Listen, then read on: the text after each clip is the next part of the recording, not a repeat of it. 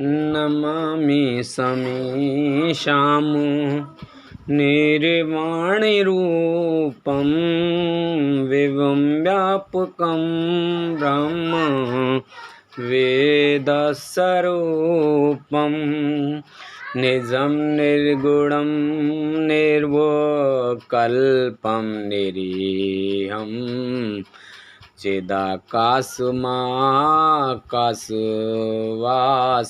भजेऽहम् निराकार ओंकार मूलं तुरीहं गिरा ज्ञान गोते तमीशं गिरीशं करालं महाकाल कालं कृपालं गुणागार संसार पारं नतोऽहं तुषारादिसंकाश गौरं गंभीरं मनोभूतिकोटि प्रवासी शरीरं स्फुरन्मूलकल्लोल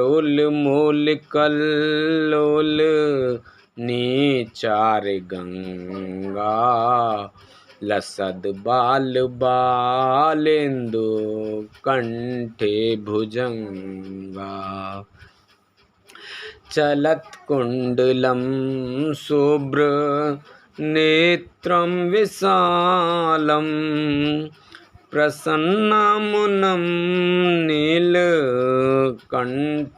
दयालं मृगादिश चर्मं वरं मुण्डमालं प्रियं शंकरं सर्वनाथं भजामि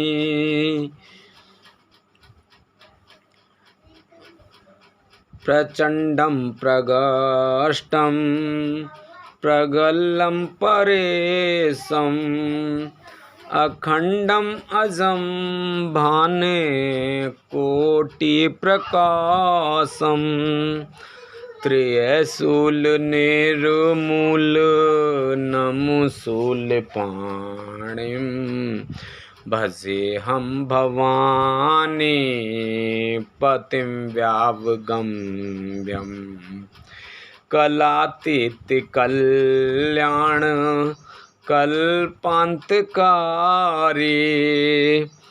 सदा सच्चिदानंद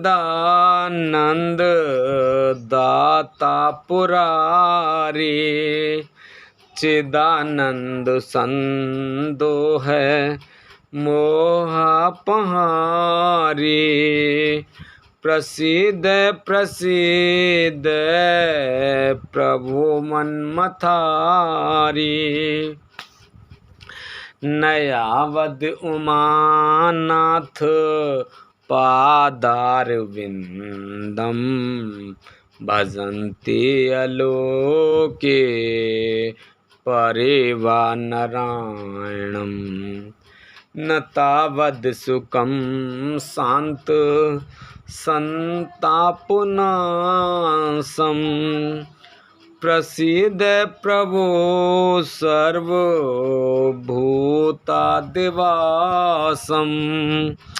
न जानामि योगं जपं नैव पूजा न तोऽहं सदा सर्वदा संव्यतोऽभ्यम्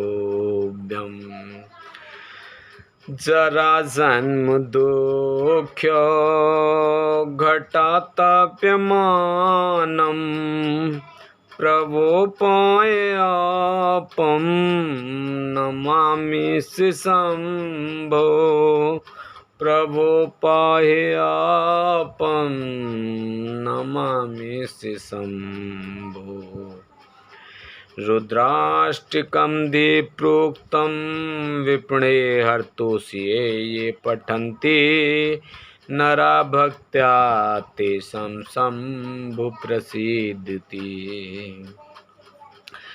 सुन विनती सर्वज्ञ शिव देख विप्र अनुराग, नव मंदिर बाणी भई, तो हे दुजबर वर मांग। जो प्रसन्न प्रभु मोहि पर, नाथ दीन पर ने, निज पर भक्ति देहु प्रभु, पुंदु सरवर दे। तब माया बस जीव जड़, संकट फिरहि बिलान, तिन पर क्रोध न कीजिए, कृपा सिंधु भगवान। शंकर दीन दयाल अब, मो पर हो कृपाल, सात अनुग्रह हों ते, नाथ तोर ही काल सियापत, रामचंद्र पत जय शरणम शंकर हरि ओम। जय जय सिया राम, जय जय हनुमान हरि की जय। मंगल भवन अमंगल हारी, द्रवहु से दशरथ अजर बिहारी। दीन दयाल बिरद संभारी, हरहु नाथ मम संकट भारी। अब सो कृपा करहु एहि भांति, सब तज भजन करें दिन राति। प्रविश नगर की जय सब काजा, हृदय राख कौशलपुर राजा। जय जय जय अनंत अविनाशी, करहु कृपा सबके घटवासी।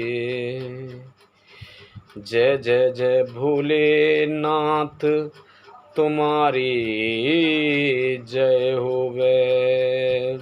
बोलो सांचे दरबार की जय। बोलो भोलेनाथ भंडारी कैलाशपति की जय।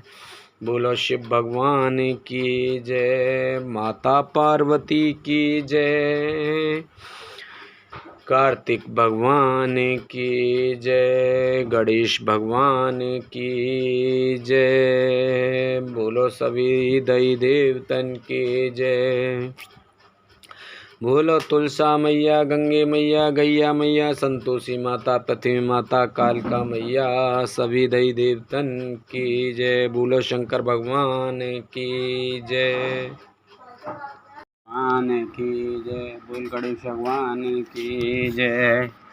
बोल कार्तिक जी की जय। बोल भैरव जी की जय। बोलो पार्वती माता की। 8वां अध्याय भैरव अवतार। नंदीश्वर बोले, हे सनत कुमार जी, भगवान शिव के परम रूप भैरव जी हैं। एक समय की बात है, ब्रह्मा जी के सुमेरु पर्वत पर बैठकर ध्यान में मग्न थे। उसी समय देवता उनके पास आए और उन्हें हाथ जोड़कर नमस्कार करने लगे।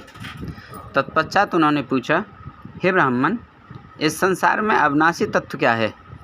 कृपा कर इस विषय में हमें बताइए। तब भगवान शिव की माया से मोहित होकर ब्रह्मा जी बोले, हे देवताओं, आपकी प्रसन्नता के लिए मैं आपको उस अविनाशी तत्व के बारे में बताता हूँ। इस संसार में मुझसे बढ़कर कोई भी नहीं है। मेरे द्वारा ही ये संसार उत्पन्न हुआ है। मैं ही स्वयं भू अज ईश्वर अनादि भोक्ता ब्रह्मा और निरंजन आत्मा हूँ। मेरे कारण ही संसार प्रवृत्त और निवृत्त होता है। ब्रह्मा जी के इन वचनों को सुनकर वहीं बैठे भगवान श्री हरि विष्णु को बहुत बुरा लगा। तब श्री हरि ब्रह्मा जी को समझाते हुए बोले कि ब्राह्मण, तुम इस प्रकार अपनी स्वयं ही प्रशंसा ना करो, क्योंकि मेरी आज्ञा के फलस्वरूप ही तुम इस सृष्टि के रचयिता हो। इस प्रकार ब्रह्मा जी व श्री हरि आपस में लड़ाई करने लगे। दोनों ही अपने को बड़ा और दूसरों को निम्न समझ रहे थे। तब उन्होंने अपने को उच्च सिद्ध करने के लिए वेदों का स्मरण किया। फलस्वरूप चारों वेद वहाँ उपस्थित हो गए। जब ब्रह्मा जी और श्री हरि विष्णु ने उन चारों वेदों से अपनी श्रेष्ठता के संबंध में पूछा, तब सर्वप्रथम ऋग्वेद भगवान शिव का स्मरण करते हुए बोले, हे ब्राह्मण, हे श्री हरि, जिसके भीतर समस्त भूत निहित हैं तथा जिसके द्वारा सब कुछ प्रवृत्त होता है, जिन्हें इस संसार में परम तत्व कहा जाता है, वे एक भगवान शिव ही हैं। तब यजुर्वेद बोले कि उन परमेश्वर भगवान शिव की कृपा से ही वेदों की प्रामाणिकता भी सिद्ध होती है। उन्हीं भगवान शिव शंकर को संपूर्ण यज्ञों तथा योग में स्मरण किया जाता है। तत्पश्चात सामवेद बोले कि जो समस्त संसार के लोगों को भरमाता है और जिसकी खोज में सदा ऋषि मुनि लगे रहते हैं, जिनकी कांति से सारा विश्व प्रकाशमान होता है, वह त्रयंबक महादेव जी हैं। इस पर अर्थर्व बोल उठे, भक्ति से साक्षात्कार कराने वाले तथा समस्त दुखों का नाश करने वाले एकमात्र देव भगवान शिव ही हैं। वेदों द्वारा कहे गए इन वचनों को सुनकर ब्रह्मा और विष्णु बोले, हे वेदों, तुम्हारे वचनों में से सिर्फ तुम्हारी अज्ञानता ही झलकती है। भगवान शिव तो सदा नंगे रहते हैं, अपने शरीर पर भस्म धारण करते हैं, उनके सिर पर जटाजूट व गले में रुद्राक्ष हैं, वे सर्पों को भी धारण करते हैं। भला शिव को परम तत्व कैसे कहा जा सकता है? उन्हें परम ब्रह्म किस प्रकार माना जा सकता है? ब्रह्मा जी और श्री हरि विष्णु के इन वचनों को सुनकर हर जगह मूर्त और अमूर्त रूप में विद्यमान रहने वाले ओंकार बोले कि भगवान शिव शक्तिधारी हैं, वही परमेश्वर हैं तथा सबका कल्याण करने वाले हैं। वे महान लीलाधारी हैं और इस संसार में सब कुछ उनकी आज्ञा से ही होता है। ओंकार की बातें सुनकर भी ब्रह्मा जी और विष्णु जी की बुद्धि में ये बातें नहीं आईं और वे इसी प्रकार आपस में लड़ते रहे। उनका विवाद खत्म होने का नाम ही नहीं ले रहा था। तभी उन दोनों के बीच में एक विशाल ज्योति प्रकट हो गई। इस विशाल ज्योति का ना तो आरंभ था, ना ही कोई अंत। उस अग्नि की ज्वाला में ब्रह्मा जी का 5वां मुख जलने लगा। उसी समय कल्याणकारी भगवान शिव वहाँ प्रकट हो गए। ब्रह्मा जी शिव जी से बोले, हे पुत्र, तुम मेरी शरण में आओ, मैं तुम्हारी रक्षा करूँगा। तुम मेरे सिर से ही प्रकट हुए हो। तुमने प्रकट होकर रोना आरंभ कर दिया था, इसी कारण मैंने तुम्हारा नाम रुद्र रखा था। ब्रह्मा जी के इस प्रकार के वचनों को सुनकर सर्वेश्वर भगवान शिव को भी क्रोध आ गया। उनके क्रोध से तत्काल ही एक पुरुष उत्पन्न हो गया। उसका नाम भैरव था। भगवान शिव ने उस पुरुष को आदेश देते हुए कहा, हे कालराज, तुम साक्षात काल के समान हो, इसलिए आज से तुम जगत में काल भैरव के नाम से विख्यात होंगे। तुम ब्रह्मा पर शासन करो और उनके गर्व को नष्ट करो तथा इस संसार का पालन करो। आज से मैं तुम्हें काशीपुरी का आधिपत्य प्रदान करता हूँ। वहाँ के पापियों को दंड देना तुम्हारा ही कार्य होगा। वहाँ के मनुष्यों द्वारा किए गए अच्छे बुरे कर्मों का लेखा चित्रगुप्त स्वयं लिखेंगे। भगवान शिव के इस आदेश को काल भैरव ने प्रसन्नतापूर्वक ग्रहण किया। तत्पश्चात उन्होंने अपनी बाईं उंगली के अग्रभाग से ब्रह्मा जी का 5वां सिर काट दिया। यह देखकर ब्रह्मा जी भयभीत होकर शतरुद्रीय का पाठ करने लगे। भगवान शिव की कृपा से दोनों के बीच का विवाद तुरंत समाप्त हो गया। उन्हें शिवजी का अपमान करने पर अत्यंत पछतावा होने लगा। भगवान शिव भक्तवत्सल हैं और अपने भक्तों का सदैव कल्याण करते हैं। उन्होंने ब्रह्मा जी और विष्णु जी को भी क्षमा करके उन्हें अभय प्रदान किया। तत्पश्चात भगवान शिव ने काल भैरव को आज्ञा प्रदान की कि वे सदा ब्रह्मा और विष्णु का आदर करें और पापियों को दंड प्रदान करें। 9वां अध्याय भैरव जी का अभिवादन। नंदीश्वर बोले, हे सनत कुमार जी, भगवान शिव का आशीर्वाद पाकर भैरव जी कालों के भी काल हुए। उन्होंने अपने प्रभु भगवान शिव की आज्ञा से कापालिक व्रत को धारण किया। काल भैरव हाथ में कपाल लेकर काशी नगरी की ओर चल दिए, परंतु ब्रह्म हत्या नामक कन्या उनके पीछे लग गई। एक दिन जब काल भैरव कापालिक वेश धारण करके भगवान नारायण के स्थान पर गए, तब त्रिनेत्रधारी भगवान शिव के भैरव रूप को आता हुआ देखकर सब देवताओं व ऋषि मुनियों ने हाथ जोड़कर उन्हें प्रणाम किया और उनकी स्तुति करने लगे। भगवान विष्णु ने अपनी प्रिया देवी लक्ष्मी से कहा, हे देवी, आज हम दोनों धन्य हो गए जो हमने भगवान शिव के काल भैरव रूप का दर्शन किया। इन्हीं ने इस पृथ्वी को धारण कर रखा है। यह भगवान शिव ही शरणागतों को शांति प्रदान करने वाले तथा सभी तत्वों से युक्त हैं। यही सब प्राणियों के अंतर्यामी और अपने भक्तों को सब कुछ प्रदान करने वाले और उनकी कामनाओं को पूरा करने वाले हैं। इनके दर्शनों से ही मनुष्य सब बंधनों से मुक्त हो जाता है।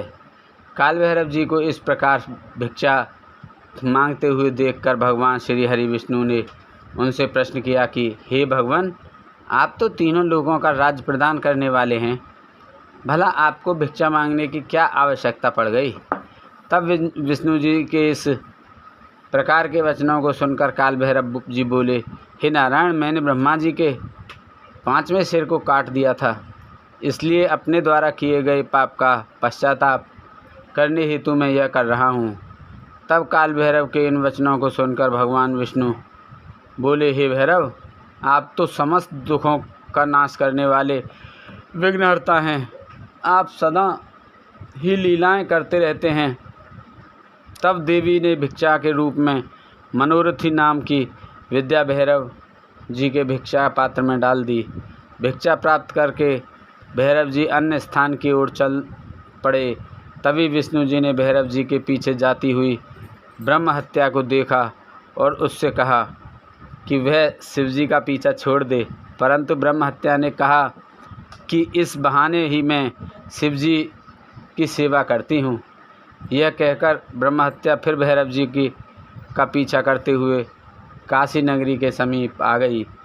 वहाँ पहुँचते ही ब्रह्म हत्या पाताल में समा गई और ब्रह्मा जी का सिर भैरव जी के हाथ से छूटकर पृथ्वी पर गिर पड़ा। जिस स्थान पर काल भैरव जी के हाथ से ब्रह्मा जी का 5वां सिर गिरा था, वह स्थान कपाल मोचन तीर्थ के रूप में प्रसिद्ध हो गया। जब तक भैरव जी पूरी पृथ्वी का भ्रमण करके काशी नहीं पहुँचे, उनके हाथ में ब्रह्मा जी का सिर चिपका रहा और काशी पहुँचते ही वह छूट गया। इसलिए काशी नगरी को पाप नाशनी माना जाता है और यह सत्पुरुषों द्वारा सदा सेवनीय है। जो मनुष्य शुद्ध हृदय से कपाल मोचन भैरव जी का स्मरण करता है, उसके जन्म जन्मांतरों के पाप नष्ट हो जाते हैं। कपाल मोचन तीर्थ में जाकर विधि पूर्वक पिंडदान और देवपितृ तर्पण करने से मनुष्य ब्रह्म हत्या के पाप से भी छुटकारा पा लेता है। प्रतिदिन भैरव जी का दर्शन करने से मनुष्य के समस्त पापों का नाश हो जाता है। काशी में रहने वाला जो पुरुष कृष्ण जन्माष्टमी के दिन या मंगलवार को भैरव जी के दर्शन करता है, उसके सभी पाप नष्ट हो जाते हैं। 10वां अध्याय नरसिंह लीला वर्णन। नंदीश्वर बोले, हे प्रभु, शार्दूल नामक भगवान शिव के अवतार के बारे में मैं तुम्हें बताता हूँ। कल्याणकारी भगवान शिव ने एक बार अग्नि के समान जलते हुए सरव रूप को भी धारण किया था। वैसे तो भगवान शिव अपने भक्तों की रक्षा करने और उनका कल्याण करने हेतु अनेक अवतार धारण करते हैं, जिनकी गणना करना असंभव है। एक बार अपने द्वारपालों जय विजय को दिए गए शाप के कारण वे दोनों द्वितीय पुत्र कश्यप जी के पुत्रों के रूप में उत्पन्न हुए। पहला पुत्र हिरण्यकश्यप और दूसरा हिरण्याक्ष रूप में विख्यात हुआ। इन दोनों ने घोर तपस्या करके ब्रह्मा जी से वरदान प्राप्त कर लिया और पूरे संसार में उपद्रव करना आरंभ कर दिया। वे किसी से डरते नहीं थे और ऋषि मुनियों और देवताओं के शत्रु बनकर उन्हें सदैव नुकसान पहुंचाते थे। उन्होंने शोणित नगर को अपनी राजधानी बनाया था और तीनों लोकों पर विजय का लक्ष्य बनाकर निरंतर युद्ध में लगे हुए थे। वे बहुत पापी और दुराचारी हो गए थे। इस प्रकार उनके पाप दिन प्रतिदिन बढ़ते ही जा रहे थे। तब ब्रह्मा जी व सब देवताओं ने भगवान श्री हरि विष्णु से प्रार्थना की कि वे उन्हें हिरण्यकश्यप के अत्याचारों से मुक्त कराएं। हिरण्यकश्यप ने अपने पुत्र प्रहलाद को भी मारने का प्रयत्न किया, क्योंकि प्रहलाद भगवान विष्णु का परम भक्त था और अपने पिता हिरण्यकश्यप को भी सदा विष्णु जी की शरण में जाने की सलाह देता था। जबकि हिरण्यकश्यप अपने आगे किसी को कुछ नहीं समझता था। वह स्वयं को भगवान मानता था और अपनी प्रजा से अपनी पूजा करने के लिए कहता था। एक दिन हिरण्यकश्यप ने प्रहलाद को मार डालने के लिए उसे एक विशाल खंभे पर बांध दिया।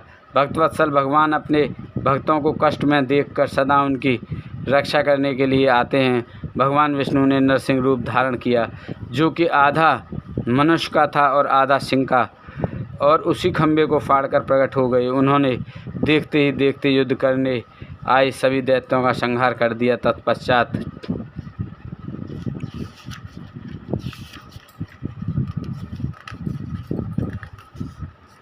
हिरण्यकश्यप को अपनी गोद में लेटाकर अपने नाखूनों से उसका शरीर फाड़ दिया।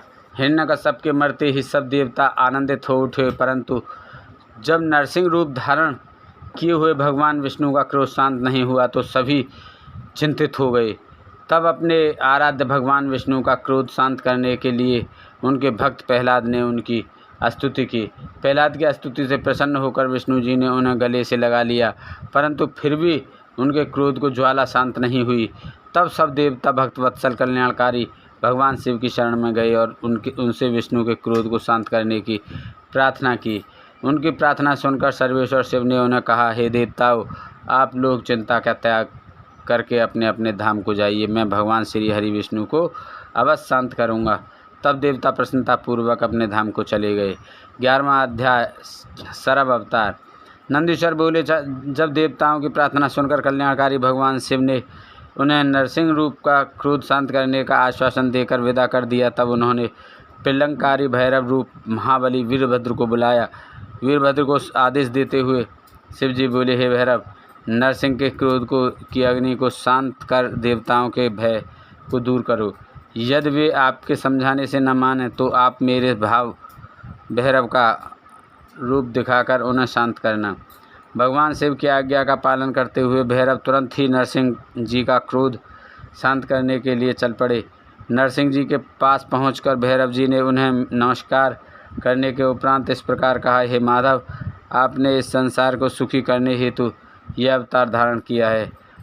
आपने पहले मछली का रूप रखकर और अपनी पूंछ से नाव को बांधकर मनु जी को समुद्र में घुमाया था।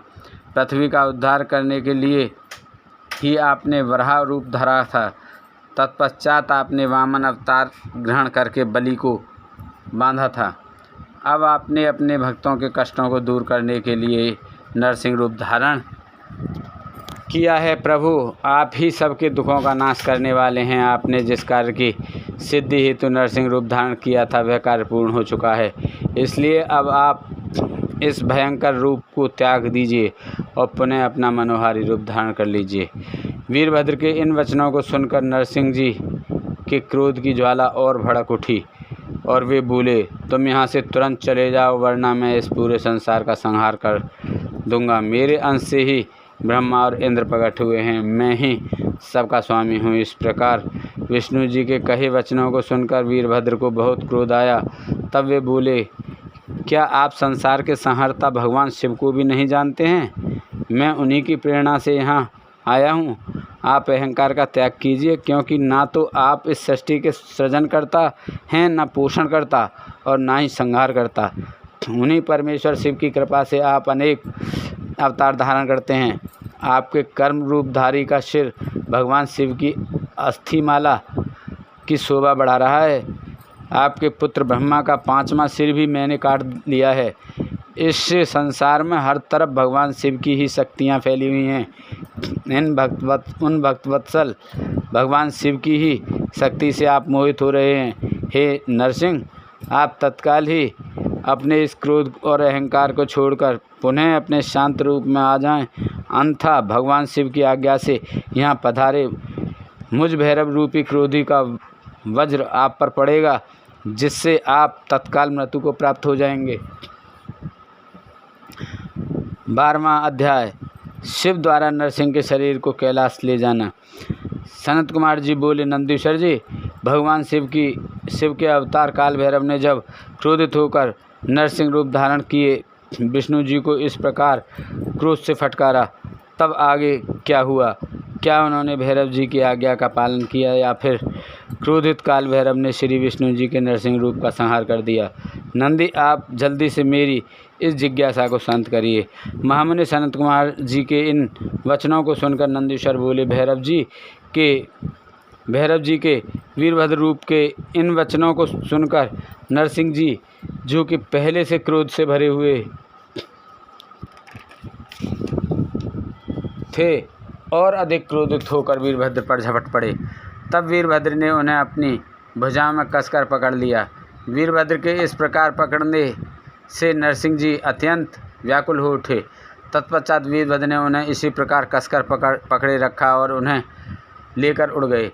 वे उन्हें उड़ाकर परम पावन शिवधाम ले गए और ले जाकर शिव जी के वाहन वृषभ के नीचे पटक दिया। इस प्रकार जोर से नीचे फेंक दिया जाने पर नरसिंह रूपी भगवान श्री हरि विष्णु व्याकुल हो उठे। यह देखकर सभी देवता और ऋषि मुनि देवादिदेव भगवान शिव की स्तुति करने लगे। भगवान शिव की माया से ग्रसित होकर भगवान श्री हरि विष्णु का शरीर भय से कांपने लगा। भयभीत होकर विष्णु जी नरसिंह अवतार में त्रिलोकीनाथ भगवान शिव की स्तुति करने लगे। वे प्रभु के सामने नतमस्तक होकर खड़े हो गए। नरसिंह भगवान परमेश्वर शिव से परास्त हो गए, उनकी शक्तियाँ क्षीण हो गईं। वीरभद्र भैरव ने नरसिंह की सभी शक्तियों पर अपना अधिकार स्थापित कर लिया। सभी देवता हाथ जोड़कर कल्याणकारी भगवान शिव के यश का गान करने लगे। तब देवताओं द्वारा की गई स्तुति से प्रसन्न होकर महेश्वर शिव बोले, हे देवताओं, अब आपको घबराने अथवा भयभीत होने की कोई आवश्यकता नहीं है। वीरभद्र भैरव द्वारा इस प्रकार विष्णु जी के नरसिंह रूप को पराजित करना एक लीला मात्र है। इससे भगवान श्री हरि विष्णु की महत्ता पर कोई प्रभाव नहीं पड़ेगा। मेरे सभी भक्त मेरे साथ साथ विष्णु जी की भी आराधना किया करेंगे। यह कहकर भगवान शिव नरसिंह जी के शरीर को अपने साथ लेकर कैलाश पर्वत पर चले गए। तब भगवान शिव ने अपनी मुंडमाला में नरसिंह का मुख भी शामिल कर लिया। 13वां अध्याय, विश्वानर को वरदान। 13वां अध्याय, विश्वानर को वरदान। नंदीश्वर बोले, हे ब्रह्मपुत्र, अब आप शशि मौली भगवान शिव के उस उत्तम चरित्र को सुनिए जिसमें उन्होंने विश्वानर के घर अवतार लिया था। बहुत पहले नर्मदा नदी के किनारे नरमपुर नामक नगर था। इस नगर में विश्वानर नाम के एक महामुनि रहते थे। वे भगवान शिव के परम भक्त थे और संपूर्ण शास्त्रों के ज्ञाता थे। उनका विवाह सुचिस्मती नामक ब्राह्मण कन्या से हुआ था। वह ब्राह्मण पत्नी अत्यंत पतिव्रता थी और अपने पति विश्वानर की बहुत सेवा करती थी। उसकी इस प्रकार सच्चे हृदय से की गई निष्काम सेवा से प्रसन्न होकर महामुनि विश्वानर उसे वरदान देना चाहते थे। उन्होंने अपनी पत्नी से कहा कि मैं तुम्हारी इस उत्तम सेवा से बहुत प्रसन्न हूँ, तो मैं वर देना चाहता हूँ। तुम्हारी जो कामना हो उसके बारे में मुझे बताओ। अपने पति के इन वचनों को सुनकर ब्राह्मण पत्नी ने कहा, यदि आप मुझ पर प्रसन्न हैं तो कृपा कर मुझे महादेव जी के समान पुत्र प्रदान करें। अपनी पत्नी के इस वर को सुनकर विश्वानर सोच में डूब गए कि मेरी पत्नी ने मुझसे बड़ा ही दुर्लभ वर मांगा है। यह वर तो त्रिलोकीनाथ भगवान शिव की कृपा से ही पूर्ण हो सकता है। तब उन्होंने अपनी पत्नी से कहा कि देवी, तुम्हारा यह वर तो भगवान शिव की कृपा से ही पूर्ण हो सकता है, इसलिए मैं भगवान शिव को प्रसन्न करने हेतु उनकी तपस्या करने के लिए जाता हूँ। अपनी पत्नी को तपस्या के बारे में बताकर विश्वानर अपने घर से निकल गए। चलते चलते वे काशी नगरी में मणिकर्णिका घाट पर पहुँचे और अपने आराध्य के दर्शन कर उन्होंने अपने जन्म जन्मांतर के पाप नष्ट कर दिए। तत्पश्चात विश्वेश्वर लिंग के दर्शन कर उन्होंने सभी तीर्थ स्थानों में पिंडदान किया और ब्राह्मणों व ऋषि मुनियों को भोजन खिलाया। फिर काशी के कुओं, बावड़ियों और तालाबों में स्नान करने के पश्चात विश्वेश्वर लिंग की पूजा अर्चना में मग्न हो गए। 1 वर्ष तक बिना कुछ खाए पिए विश्वानर ने अद्भुत तपस्या की। 1 वर्ष बीत जाने के पश्चात जब एक दिन विश्वानर पूजा हेतु गए, तब उन्हें लिंग के मध्य भाग से एक सुंदर बालक की प्राप्ति हुई। वह बालक बहुत सुंदर था। उसकी पीली जटाएं थीं और उसके सिर में मुकुट लगा रखा था और वह हंस रहा था।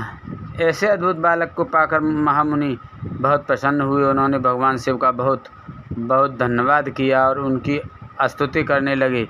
वह बालक प्रसन्नतापूर्वक बोला, हे ब्राह्मण, मैं तुमसे बहुत प्रसन्न हूँ, बोलो क्या वर मांगना चाहते हो। तब विश्वानर बोले, प्रभु, आप तो सर्वेश्वर हैं, सब कुछ जानने वाले हैं। अपने भक्तों के मन की बात भला आपसे कैसे छिप सकती है। तब भगवान शिव ने अपने बालक रूप में ही कहा, विश्वानर, तुम्हारी तपस्या सिद्ध हुई। शीघ्र ही मैं तुम्हारी पत्नी सुचिस्मति के गर्भ से तुम्हारे पुत्र के रूप में जन्म लूँगा। तब मेरा नाम गृहपति होगा। यह वरदान देकर भगवान शिव का वह बाल रूप अंतर्ध्यान हो गया और विश्वानर प्रसन्नतापूर्वक शिवलिंगों को नमस्कार करके अपने घर चले गए। 14वां अध्याय, गृहपति अवतार। नंदीश्वर बोले, जब विश्वानर भगवान शिव से वरदान प्राप्त करके अपने घर वापस आए तो उन्होंने अपनी पत्नी सुचिस्मति को सारी बातें बताईं। समय बीतता गया। कुछ समय पश्चात सुचिस्मति गर्भवती हुई। शुभ लग्नों का योग होने पर उनके गर्भ से चंद्रमा के समान मुख वाला सुंदर पुत्र उत्पन्न हुआ। भगवान शिव के अवतार लेते ही देवताओं ने प्रसन्न होकर दुंदुभी बजाई। मरीच, अत्रि, पुलस्त्य, कृतु, अंगिरा, वशिष्ठ, कश्यप, अगस्त्य, विभांड, मृदल, लोमस, लोचरण, भारद्वाज, गौतम, भृगु, गालव, गर्ग, जातकर्ण्य, हसाशर, आप, स्तंभ, याज्ञवल्क्य, यज्ञ, वाल्मीकि, शतास्तप, लिखित, शिलाद, शंख, जमदग्नि, संवर्त, पतंग, भरत, अंशुमान, व्यास, कात्यायन, कुत्स, शौनक, ऋषशंग, दुर्वासा, शुचि, नारद, तम्रु, उत्तक, वामदेव, देवल, हरित, विश्वामित्र, भार्गव, मृकंड, दारुक, धौम्य, उपमन्यु, वत्य आदि मुनि कन्याएं और मुनि पुत्र भगवान शिव के गृहपति अवतार के दर्शनों हेतु विश्वानर मुनि के आश्रम में आए। देवगुरु बृहस्पति के साथ ब्रह्मा जी और श्री हरि विष्णु, नंदी और भृंगी गणों के साथ भगवान शिव, देवी पार्वती को साथ लेकर देवराज इंद्र सभी देवताओं सहित तथा नागराज पाताल से सारी नदियाँ, पर्वत और समुद्र उस बालक के दर्शनों के लिए विश्वानर के आश्रम में गए। सभी ऋषि मुनियों साधु संतों सहित देवताओं ने उस बालक के दर्शन किए। स्वयं ब्रह्मा जी ने उस बालक के जात कर्म संस्कार संपन्न किए और उस बालक का नाम गृहपति रखा। तत्पश्चात सब देवताओं ने प्रसन्नतापूर्वक उस बालक को अनेक आशीर्वाद प्रदान किए। तब सब देवता सुचिस्मति और विश्वानर मुनि के भाग्य की प्रशंसा करते हुए अपने अपने धाम को चले गए। मुनि विश्वानर और उनकी पत्नी उस बालक का लालन पालन करने लगे तथा समय समय पर होने वाले संस्कार संपन्न करने लगे। गृहपति जब 5 वर्ष का हो गया तब उन्होंने उसका यज्ञोपवीत कराया। बालक गृहपति जिज्ञासु प्रवृत्ति का था। उसने अतिशीघ्र ही अपने पिता से सब वेदों का ज्ञान प्राप्त कर लिया। जब बालक 9 वर्ष का हुआ तो देव ऋषि नारद उसके घर पधारे। मुनि विश्वानर ने उनसे अपने पुत्र के भाग्य के विषय में जानना चाहा। तब नारद जी बोले, मुनि, आपका पुत्र बड़ा भाग्यवान और वैभवशाली है, परंतु 12 वर्ष का होने पर इसे अग्नि और बिजली से खतरा उत्पन्न हो सकता है। इसलिए आपको अपने पुत्र को अग्नि और बिजली के करीब नहीं जाने देना चाहिए।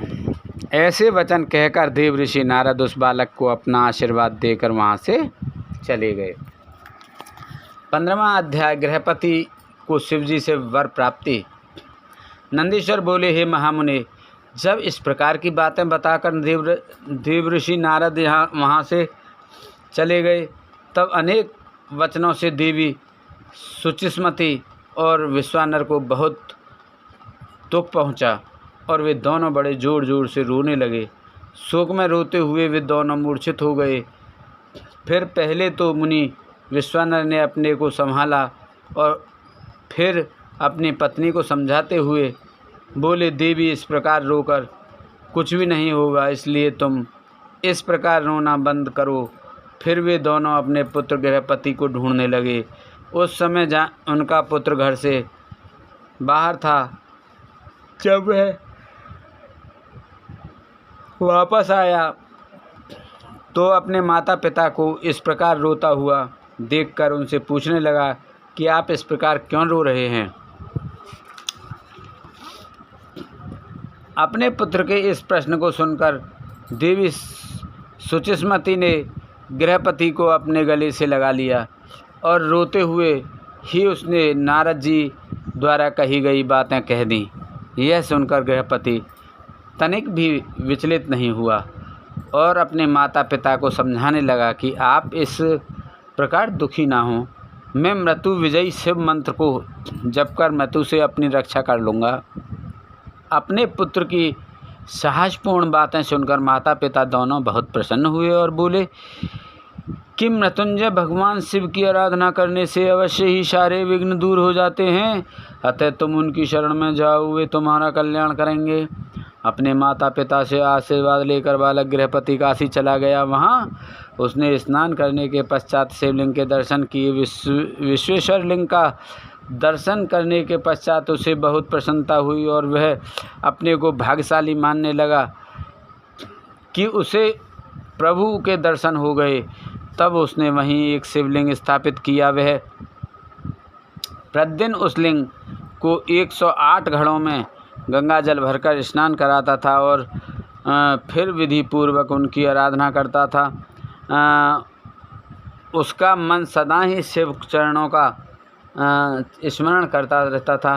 धीरे धीरे समय बीतता गया। गृहपति ने 12वें वर्ष में प्रवेश किया। नारद जी की वाणी को सिद्ध करते हुए देवराज इंद्र गृहपति के सामने प्रकट हुए। इंद्र ने कहा कि बालक, मांगो, क्या मांगते हो। तब इंद्र की बात सुनकर गृहपति ने उन्हें नमस्कार किया और बोला, प्रभु, मैं आपसे नहीं भगवान शिव से वरदान मांगना चाहता हूँ। आप चले जाइए। मैं शिव जी के अलावा किसी अन्य से कुछ नहीं मांग सकता, क्योंकि शिव की ही मेरे आराध्य हैं और मैं उन्हीं का भक्त हूँ। गृहपति के इन वचनों को सुनकर इंद्रदेव क्रोध से तमतमा उठे। उन्होंने अपना वज्र निकाल लिया। उनके हाथ में वज्र देखकर बालक को अपने पिता द्वारा बताई गई बात याद आ गई और वह डर से मूर्छित होकर गिर पड़ा। यह देखकर भक्तवत्सल भगवान शिव देवी पार्वती सहित तुरंत वहां प्रकट हो गए। जैसे ही उन्होंने गृहपति को छुआ वह उठ खड़ा हुआ। अपने सामने साक्षात भगवान शिव और माता पार्वती को पाकर वह रोमांचित हो उठा। उनका रूप करोड़ों सूर्य के समान प्रकाशित हो रहा था। इस अद्भुत रूप को देखकर गृहपति मंत्रमुग्ध हो गया और दोनों हाथ जोड़कर देवादिदेव महादेव की स्तुति करने लगा। तब भक्तवत्सल शिव ने हंसते हुए कहा, हे बालक, मैं तुम्हारी इस तपस्या से बहुत प्रसन्न हूँ। मैं तुम्हारी परीक्षा ले रहा था। मैंने ही इंद्र को तुम्हारे पास भेजा था। तुम अपनी परीक्षा में सफल हुए। तुम्हें डरने की कोई आवश्यकता नहीं है। तुम्हें कोई नहीं मार सकता। तुम्हारे द्वारा स्थापित किया गया मेरा यह लिंग संसार में अग्निश्वर नाम से विख्यात होगा और इसके तेज के आगे कोई ठहर नहीं पाएगा। यह अग्नि और बिजली से रक्षा करने वाला होगा। इस लिंग की पूजा करने वाले को अकाल मृत्यु का भय नहीं होगा। ऐसा कहकर भगवान शिव ने गृहपति के माता पिता को बुलाया और सबने मिलकर कल्याणकारी भगवान शिव का पूजन किया। तत्पश्चात शिवजी उसी अग्निश्वर लिंग में समा गए। 16वां अध्याय यज्ञेश्वर अवतार। नंदीश्वर बोले, हे मुनीश्वर, अब मैं आपको भगवान शिव के यज्ञेश्वर अवतार के बारे में बताता हूँ। एक बार देवताओं और असुरों ने मिलकर सागर के गर्भ में छिपे अमूल्य रत्नों और धरोहर को निकालने के लिए क्षीर सागर का मंथन किया। मंथन करते समय सर्वप्रथम विष निकलने लगा और संसार उस विष की ज्वाला से भस्म होने लगा। यह देखकर देवता और दानव भयभीत हो गए और भगवान शिव की स्तुति करने लगे। भगवान शिव सदा ही अपने भक्तों की रक्षा और कल्याण करते हैं। उन्होंने अपने भक्तों का दुख दूर करने के लिए उस विष को पी लिया। विष पीने के कारण उनका गला नीला रंग का हो गया और वे नीलकंठ नाम से प्रख्यात हुए। तत्पश्चात देवता और दानव नए उत्साह और जोश के साथ दोबारा समुद्र मंथन करने लगे, जिससे अनेकों बहुमूल्य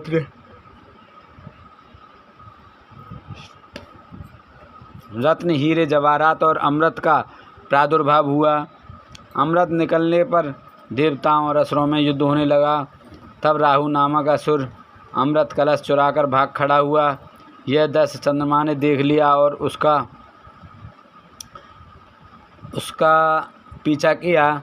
विष्णु जी ने अपने सुदर्शन चक्र से उसकी गर्दन काट दी। क्योंकि उसने अमृत पी लिया था, इसलिए सिर कटने के बाद भी वह मरा नहीं। तब से राहु चंद्रमा को डराने लगा। भगवान शिव ने चंद्रमा की रक्षा करने के लिए उसे अपने सिर पर धारण कर लिया। देवताओं ने असुरों से अमृत कलश छीन लिया और अमृत पान कर लिया। अब उन्हें अपने पर अभिमान होने लगा और वे अपने बल की प्रशंसा करने लगे। जब इस बात का ज्ञान त्रिलोकीनाथ भगवान शिव को हुआ कि देवता मदाद हो गए हैं, तब उन्होंने देवताओं को होश में लाने के लिए अपने मन में निश्चय किया। भगवान शिव यक्ष का रूप रखकर देवताओं के पास पहुँचे। देवता उनसे अपने बल की प्रशंसा करने लगे। देवताओं की गर्वपूर्ण बातों को सुनकर यक्ष रूप धारण किए। भगवान शिव बोले, हे देवताओं, तुम्हारा यह अभिमान और गर्व झूठा है। सच्चाई यह है कि तुम्हारा निर्माण करने वाला स्वामी कोई और है। तुम गर्व में भरकर उसे भूल गए हो। तुम में अहंकार और अभिमान आ गया है। अभी मैं तुम्हारी बल की परीक्षा लेता हूँ। यह कहकर उन्होंने एक तिनका धरती पर रखा और कहा कि हे बलशाली देवताओं, आपने पराक्रम और बल में अपने अस्त्रों का प्रयोग करके इसे काट दो। तब सब देवता अपने बल और पराक्रम को सिद्ध करने के लिए उस तिनके पर प्रहार करने लगे, परंतु सबके अस्त्र शस्त्र व्यर्थ हो गए। वे उस तिनके को कुछ भी ना कर सके। वह तिनका अपने स्थान से जरा सा भी नहीं हिला। यह देखकर सब देवताओं को बहुत आश्चर्य हुआ। देवता आश्चर्यचकित होकर एक दूसरे को देख ही रहे थे कि आकाशवाणी हुई। आकाशवाणी बोली, देवताओं, यक्ष के रूप में ये कोई और नहीं स्वयं भगवान शिव हैं, जो सबके परमेश्वर, रचनाकर्ता, पालनकर्ता तथा विनाश करता हैं। आकाशवाणी सुनकर सब देवताओं को अपनी भूल का एहसास हो गया और वे यज्ञेश्वर भगवान शिव की प्रणाम करके उनकी स्तुति करने लगे। शिवजी ने यज्ञेश्वर रूप रखकर देवताओं का घमंड दूर कर दिया, फिर सबको आशीर्वाद देकर वहाँ से अंतर्ध्यान हो गए।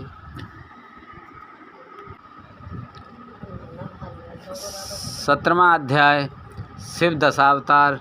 नंदीश्वर बोले, हे महामुने, अब मैं आपको त्रिलोकीनाथ भगवान शिव के दशावतारों के बारे में बताता हूँ। भगवान शिव के पहले अवतार को महाकाल कहा जाता है और यह प्रभु के भक्तों को भक्ति और मुक्ति प्रदान करता है। देवी महाकाली अपने भक्तों को सदा उनके मनोवांछित वस्तु प्रदान करती हैं। तारा नामक दूसरा अवतार सेवकों को सुख और भक्ति मुक्ति देता है।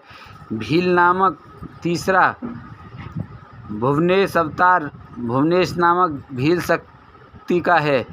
चौथा षोडश विद्वेश की षोडश शक्ति का है, जो महादेव जी के परम भक्तों को सुख प्रदान करने वाला है। पांचवा भैरव की गिरजा नामक भैरवी शक्ति है, जो उपासना करने वालों की सभी कामनाएं पूरी करती है। छठी छिन्नमस्ता नामक शक्ति भक्तों के मनोरथों को पूरा कर उन्हें शांति प्रदान करती है। भगवान शिव शंकर का सातवां अवतार धूम्रवान है, जिससे धूम्रवती शक्ति फल देने वाली हुई। आठवें अवतार रूप का नाम बगला है और बगलामुखी शक्ति का महा आनंद देने वाली और भक्तों का कल्याण करने वाली है। शिवजी का नवां अवतार मातंग नाम से हुआ एवं जिससे मातंग शक्ति उत्पन्न हुई। देवादिदेव भगवान शिव के 10वें अवतार के रूप में कमल का प्रादुर्भाव हुआ, जिससे कमला नामक शक्ति उत्पन्न हुई। यह शक्ति अपने भक्तों का पालन करने वाली तथा अभीष्ट फल प्रदान करने वाली है। त्रिलोकीनाथ कल्याणकारी भगवान शिव द्वारा लिए गए ये 10 अवतार सज्जन पुरुषों एवं उनके परम भक्तों को सदा सुख प्रदान करने वाले हैं। भक्तवत्सल भगवान शिव इन अवतारों द्वारा अपनी भक्ति में लीन रहने वालों को अपनी सच्ची भक्ति और मुक्ति प्रदान करते हैं। देवादिदेव महादेव जी द्वारा धारण किए गए ये 10 अवतार तंत्र शास्त्र से संबंधित हैं। ये 10 अवतार अद्भुत हैं एवं इनकी महिमा दिव्य है। भगवान शिव की ये 10 शक्तियाँ शत्रु को मारने के कार्य में प्रयुक्त होती हैं। ये 10 दिव्य शक्तियाँ दुष्टों को दंड देती हैं और ब्रह्म तेज में वृद्धि करती हैं। 18वां अध्याय एकादश रुद्रों की उत्पत्ति। नंदीश्वर बोले, हे मुने, अभी मैंने आपको कल्याणकारी भगवान शिव के 10 अवतारों के बारे में बताया। अब मैं उन्हीं शिव जी के 11 अवतारों के बारे में बताता हूँ। इन्हें सुनने से असत्य के दोषों से उत्पन्न होने वाले बाधा दूर हो जाती हैं। पूर्व समय में एक बार देवराज इंद्र अपनी नगरी माँ अमरावती को छोड़कर चले गए। यह देखकर उनके पिता कश्यप ऋषि को बहुत दुख पहुँचा। मुनि कश्यप भगवान शिव के परम भक्त थे। उन्होंने इंद्र को बहुत समझाया और स्वयं काशी नगरी आ गए। वहाँ उन्होंने पवन पावन गंगा जी में स्नान करके पश्चात विश्वेश्वर लिंग के दर्शन किए और उसी के पास एक अन्य शिवलिंग की स्थापना की। उस लिंग की स्थापना कश्यप मुनि ने देवताओं के हितों के लिए की थी।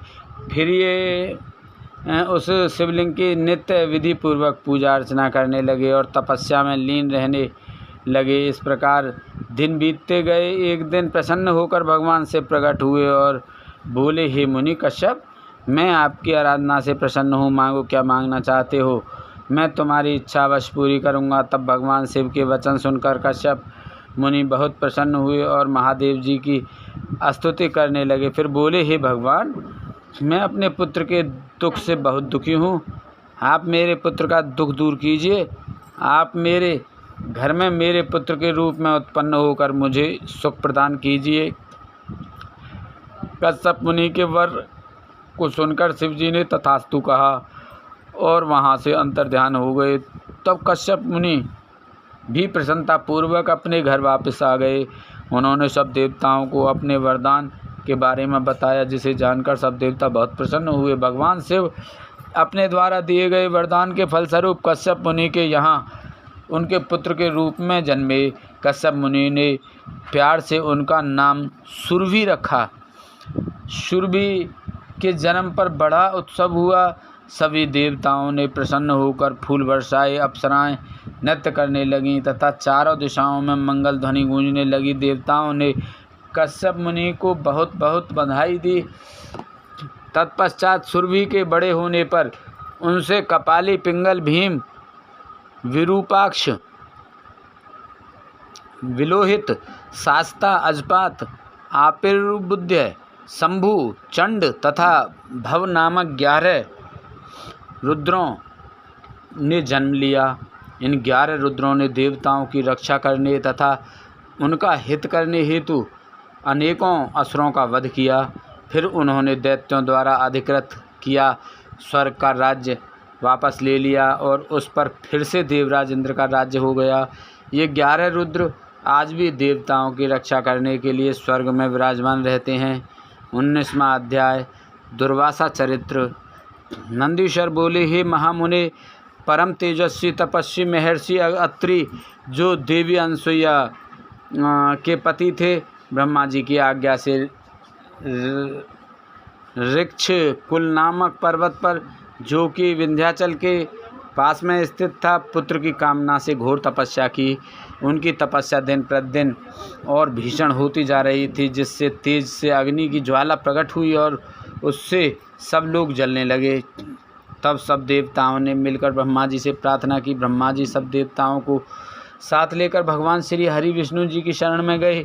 वहाँ उन्होंने विष्णु जी को महर्षि अत्रि की तपस्या से उत्पन्न ज्वाला के विषय में बताया। तब श्री हरि बोले कि परमेश्वर भगवान शिव ही इस समस्या को दूर कर सकते हैं, इसलिए हमें उनकी शरण में जाना चाहिए।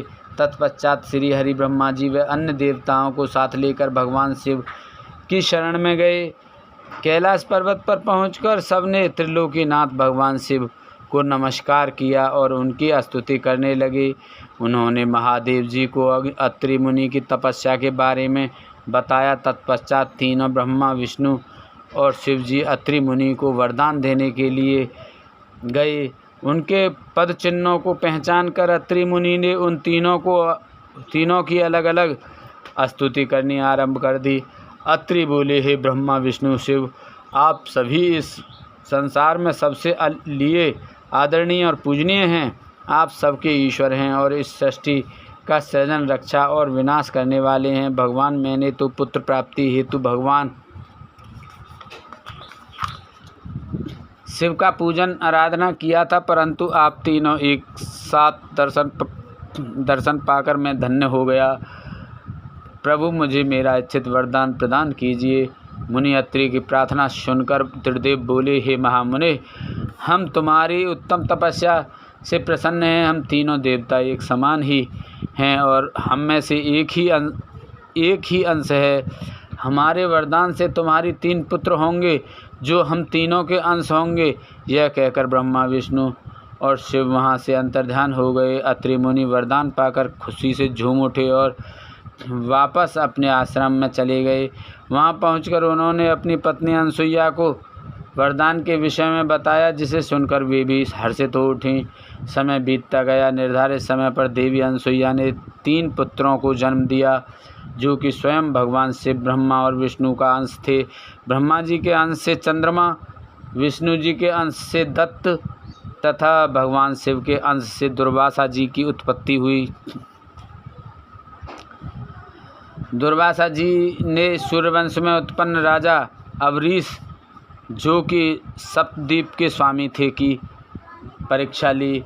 एक दिन राजा अवरीश ने एकादशी का व्रत रखा।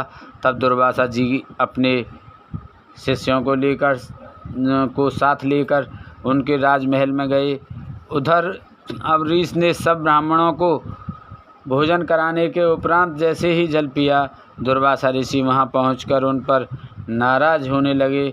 वे बोले, राजन, हमें निमंत्रण देकर बुलाने पर भी आपने हमारा इंतज़ार नहीं किया और हमें भोजन कराने से पहले ही जल पी लिया। अब तो मैं अपनी करनी का फल अवश्य भुगतना पड़ेगा।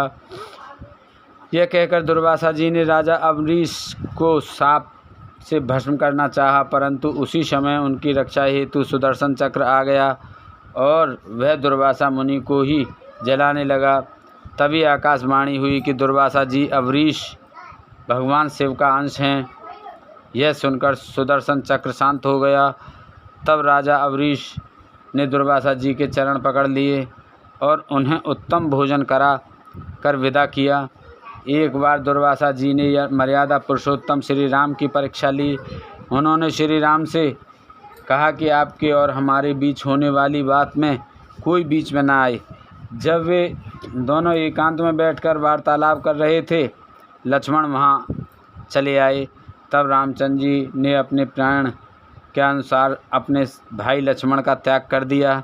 उनकी दृढ़ता से दुर्वासा मुनि प्रसन्न हुए और उन्हें आशीर्वाद देकर वहाँ से अपने स्थान को चले गए। इसी प्रकार एक बार उन्होंने श्री कृष्ण जी की भी परीक्षा ली थी।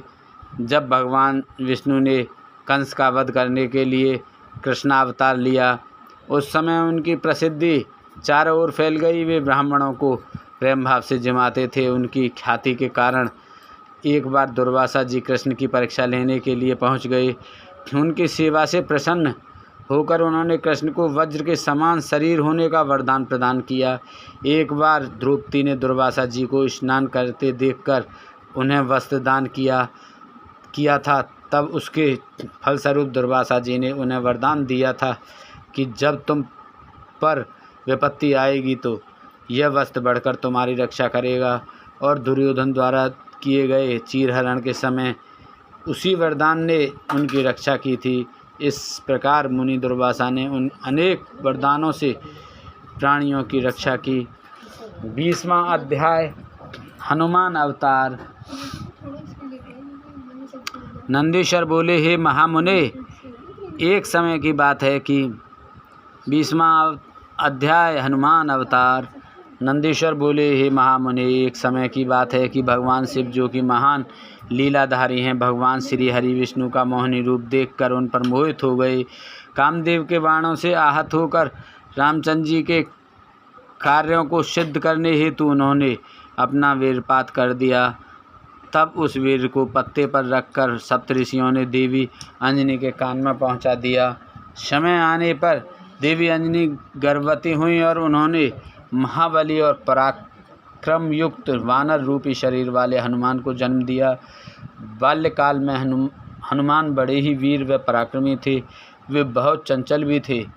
बाल लीला में उन्होंने सूर्य को फल समझकर निगल लिया था और देवताओं की विनती पर उसे मुक्त किया। यह जानने के बाद कि हनुमान भगवान शिव के अंश से जन्मे हैं, सबने उन्हें अनेक वरदान व आशीर्वाद प्रदान किए।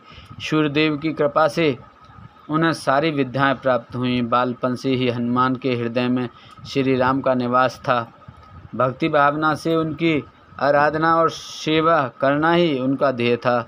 उन्होंने श्री राम की सेवा हेतु अपना घर त्याग दिया। उनकी वानरराज सुग्रीव से भेंट ऋषिमुख पर्वत पर हुई, जिनकी पत्नी का हरण उसके भाई बाली ने किया था और उसे अपने राज्य से निकाल दिया था। हनुमान भी सुग्रीव के साथी बनकर उनके साथ रहने लगे। जब रामचंद्र जी वनवास काट रहे थे और दुष्ट रावण ने उनकी पत्नी देवी जानकी का अपहरण कर लिया था, उस समय उनकी भेंट हनुमान से हुई थी। हनुमान ने अपने आराध्य श्री राम को पहचान लिया और उनके चरणों में अपना सर्वस्व समर्पित कर दिया। हनुमान और सुग्रीव से मित्रता हो जाने के पश्चात श्री राम ने सुग्रीव के बड़े भाई बाली, जिसने उनका राज्य और पत्नी दोनों को छीन लिया था, का वध कर सुग्रीव का राज्याभिषेक कराया। फिर सुग्रीव अपनी पूरी वानर सेना सहित श्री राम की पत्नी देवी सीता को ढूंढने के लिए निकल पड़े, परंतु कुछ पता न चल सका। तब स्वयं हनुमान ने माता सीता की खोज शुरू की तथा समुद्र पार लंका जाकर उन्हें खोज निकाला और उनके आराध्य प्रभु राम का संदेश उन तक पहुंचाया। अपने स्वामी का समाचार पाकर देवी सीता बहुत प्रसन्न हुई, उनका सारा शोक पल भर में दूर हो गया। माता सीता को राम जी का संदेश देकर हनुमान ने राक्षसों को सबक सिखाना शुरू किया। उन्होंने सारी अशोक वाटिका को नष्ट कर दिया, सारे वृक्षों को उखाड़ कर फेंक दिया। जब रावण के सैनिकों ने उन्हें देख लिया तो रावण के सामने जाने हेतु उन्होंने अपने को कैद करा दिया। बंधन में बांधकर उन्हें रावण के सामने ले जाया गया। तब राक्षस राज ने वानर रूपी हनुमान की पूंछ में आग लगाने का दंड दिया। जब उनकी पूंछ में आग लगा दी गई तो उन्होंने पूरी लंका उससे जला दी। फिर समुद्र में कूदकर अपनी पूंछ की आग बुझाई। फिर रामचंद्र जी को उनकी प्रिया की निशानी दी। अपनी पत्नी का समाचार पाकर श्री राम बहुत प्रसन्न हुए और उन्होंने वानरों की सेना को साथ लेकर लंका पर चढ़ाई कर दी। सर्वप्रथम उन्होंने शिवलिंग की स्थापना कर उसका पूजन किया, फिर समुद्र पार लंका की ओर प्रस्थान किया। हनुमान ने इस युद्ध में बहुत वीरता का परिचय दिया। उन्होंने हजारों असुरों को मार डाला। युद्ध में जब लक्ष्मण घायल होकर मूर्छित हो गए तब उनकी प्राण रक्षा हेतु हनुमान संजीवनी बूटी लेकर आए और उन्हें जीवन प्रदान किया। हनुमान ने अहिरावण का वध करके भी राम लक्ष्मण की रक्षा की थी। हनुमान में भगवान शिव का अंश था और उन्होंने पग पग पर श्री राम की रक्षा एवं सहयोग देकर उनके कार्यों को सिद्ध किया। 21वां अध्याय महेश अवतार वर्णन। नंदीश्वर बोले, हे महामुनि, एक समय भगवान शिव और देवी पार्वती प्रसन्नतापूर्वक अपनी इच्छा से विहार कर रहे थे। उन्होंने भैरव को द्वारपाल बनाकर खड़ा किया था, जिसका कार्य किसी को भी द्वार पार नहीं करने देना था।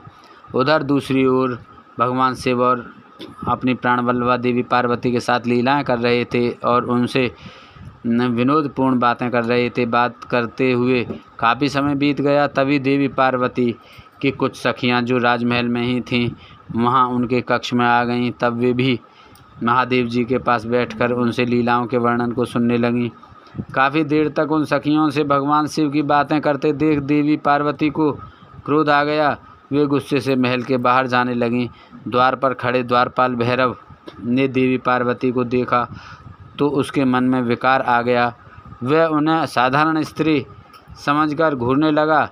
देवी पार्वती ने भैरव के मन की बात पहचानते हुए उसे शाप दे दिया, भैरव तू पृथ्वी पर जाकर एक साधारण मनुष्य की भांति जीवन जिएगा और अपनी करनी का फल भोगेगा। जब देवी पार्वती इस प्रकार भैरव को शाप दे रही थीं तो भगवान शिव भी वहां आ पहुँचे। शाप से दुखी होकर भैरव ने देवी के चरणों में गिरकर उनसे क्षमा याचना की। तब त्रिलोकीनाथ भक्तवत्सल देवादिदेव भगवान शिव ने भैरव को आश्वासन दिया। इस पर भैरव बोले कि हे प्रभु, देवी के शाप के प्रकोप से मुझे बचाइए। तब शिवजी भैरव को सांत्वना देने लगे और बोले, देवी पार्वती का शाप मिथ्या तो नहीं हो सकता, परंतु भैरव, हम अपने परम भक्त को ऐसे ही भी नहीं छोड़ सकते। तुम चिंता मत करो। भैरव को आश्वासन देकर शिवजी देवी पार्वती को साथ लेकर चले गए। शाप के अनुसार भैरव जी शीघ्र ही बेताल के रूप में पृथ्वी लोक पर विचरने लगे। तब अपने भक्त का उद्धार करने के लिए भगवान शिव ने पृथ्वी पर अवतार लिया और वे महेश के रूप में और देवी पार्वती शारदा के नाम से पृथ्वी लोक पर लीलाएं करने लगे। 22वां अध्याय वृषभावतार वर्णन। नंदीश्वर बोले, हे ब्रह्मपुत्र सनत कुमार जी, एक बार देवताओं और दैत्यों ने मिलकर बहुमूल्य रत्नों और खजानों को हासिल करने के लिए समुद्र मंथन करने का निश्चय किया, परंतु वह मंथन किस प्रकार किया जाए यही सब सोच रहे थे। तभी आकाशवाणी हुई। आकाशवाणी ने कहा, हे कल्याणकारी देवताओं, तुम्हारा कार्य अवश्य ही सिद्ध होगा। तुम मद्राचल पर्वत को मथनी और नागराज वासुकी को रस्सी बनाकर क्षीर सागर का मंथन करो। आकाशवाणी सुनकर देवता और दानव उत्साहित होकर मद्राचल पर्वत को उखाड़ने लगे। अपनी इस कार्य में वे सफल भी हो गए, परंतु जब वे मद्राचल को मथानी बनाने के लिए क्षीर सागर में डालने लगे तो अत्यंत भारी होने के कारण वह उनके ऊपर गिर पड़ा। अनेक देवता और दानव उसमें दब गए। भयभीत होकर सब भगवान शिव की आराधना करने लगे। भगवान शिव अपने भक्तों पर सदा अपनी कृपा रखते हैं। उन्होंने देवता दानवों को बल प्रदान किया। सबने मिलकर मद्राचल पर्वत को क्षीर सागर के जल में डाल दिया। फिर नागराज वासुकी को रस्सी बनाकर समुद्र मंथन करना आरंभ किया। समुद्र मंथन के फलस्वरूप धन्वंतरी, वैद्य, चंद्रमा, पारिजात, कल्पवृक्ष, उच्चश्रवा, घोड़ा, ऐरावत हाथी, मदरा, हरि का धनुष, शंख, कामधेनु, कौस्तु, ब्रह्मणी, अमृत तथा कालकूट विष आदि वस्तुएं निकलीं।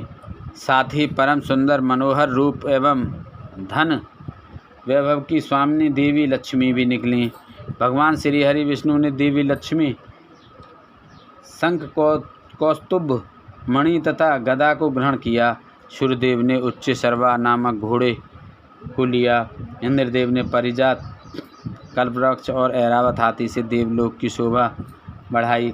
त्रिलोकीनाथ भक्तवत्सल भगवान शिव ने देवताओं और असुरों सहित पूरे संसार की रक्षा हेतु मंथन से निकला कालकूट विष पिया और नीलकंठ नाम से प्रसिद्ध हुए। उन्होंने चंद्रमा की रक्षा हेतु उसे अपने सिर पर धारण किया। असुरों ने रमण कराने वाली मदरा को लिया तो मनुष्यों ने धन्वंतरी वैद्य को ग्रहण किया। मुनिजनों ने कामधेनु को ग्रहण किया। तत्पश्चात सबसे अंत में निकले अमृत कलश को देखकर सब उसे लेने के लिए झपटे। देवता और असुर दोनों ही अमृत पीना चाहते थे। असुरों ने देवताओं से अमृत छीन लिया। दुखी देवता भगवान शिव की शरण में गए। तब अपने भक्तों के दुख को जानकर शिव ने श्री हरि विष्णु को मोहिनी रूप धारण कर अपनी माया से अमृत कलश असुरों से लाने के लिए कहा। विष्णु जी की माया से मोहित होकर दैत्यों ने उन्हें अमृत कलश दे दिया। तब विष्णु जी ने देवताओं को ही अमृत पान कराया। यह देखकर दैत्यों को सारी माया समझ आ गई। फिर वे बलपूर्वक अमृत पाने के लिए युद्ध करने लगे। घोर युद्ध हुआ। भगवान शिव और विष्णु जी की कृपा से देवता विजयी हुए और असुरों को विष्णु जी ने पाताल लोक जाने का आदेश दिया। वे स्वयं असुरों को पाताल ले गए, परंतु दैत्यों ने अपनी चालाकी और माया से उन्हें वहीं बंदी बना लिया और स्वयं उपद्रव करने लगे। जब देवताओं को असुरों ने प्रताड़ित करना आरंभ कर दिया तब वे परेशान होकर ब्रह्मा जी के पास पहुँचे और उन्हें अपनी व्यवस्था कथा सुनाई। फिर ब्रह्मा जी देवराज इंद्र सहित अन्य देवताओं को अपने साथ लेकर त्रिलोकीनाथ देवादिदेव भगवान शिव के पास गए। वहां पहुंचकर उन्होंने शिव जी को प्रणाम किया और स्तुति आरंभ कर दी। तत्पश्चात उन्होंने शिव जी से कहा, हे भगवान, असुरों ने हमें परेशान कर रखा है। उन्होंने भगवान श्री हरि विष्णु को भी बंदी बनाकर पाताल में कैद कर लिया है। अतः प्रभु, आप उन्हें मुक्त कराएं और हमारी रक्षा करें।